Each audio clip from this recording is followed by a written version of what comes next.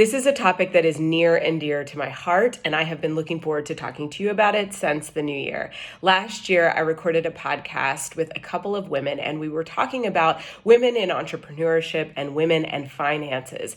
And one of the statistics that came up was, this is not the exact statistic, but it's a general theme, was around the fact that men are often ready to jump with a project or a financial risk when they're approximately 60% kind of ready. So they have maybe 60% of what they need to get going, or they have potentially 60% of the funding that they need, or even the expertise that are needed to complete the project. Whereas women typically look to be about 110% ready. So what does that translate to? That translates to the fact that women are less likely to take particular risks in their business.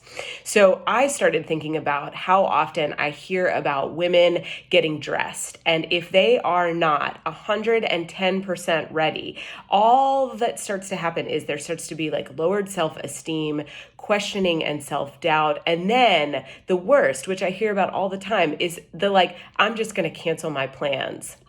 So I'm not even going to take the risk to go out because I don't feel 100% ready. So what does 100 or 110% ready mean? It means that we feel like we look as good as we expected to look. It feels that we feel like we are the right body size, the right shape, our outfit is right. And so I even see this dynamic in my own marriage. So of course, it takes me a little bit longer to get ready, and I have more steps to do so. And I really like the steps that it takes to get ready. But I also see that if my spouse isn't completely he doesn't love the outfit that he picked, or he's just not 100% sure about it, I have never seen him melt all the way down in the same way that I would be willing to melt all the way down, to the point where I might have a difficult time even getting out of the house, or would be more inclined to push back a time frame, like I can't be there for at least another 30 minutes to an hour, or that I would arrive to my destination feeling like I hadn't really hit the mark that I was looking for.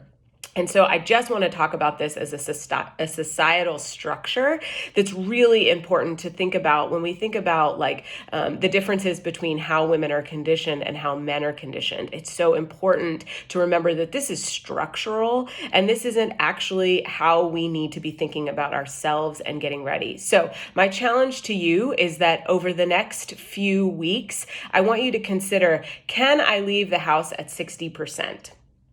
Can I leave the house at 60% and let it go? Can I leave the house at 60% and still have a good time?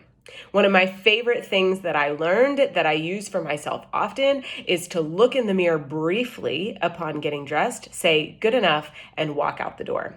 There's actually no more question to be had, and this is how I actually get out in the world faster, quicker, and to do my great work, not feeling insecure, not experiencing self-doubt, and not feeling like I can't actually do amazing shit.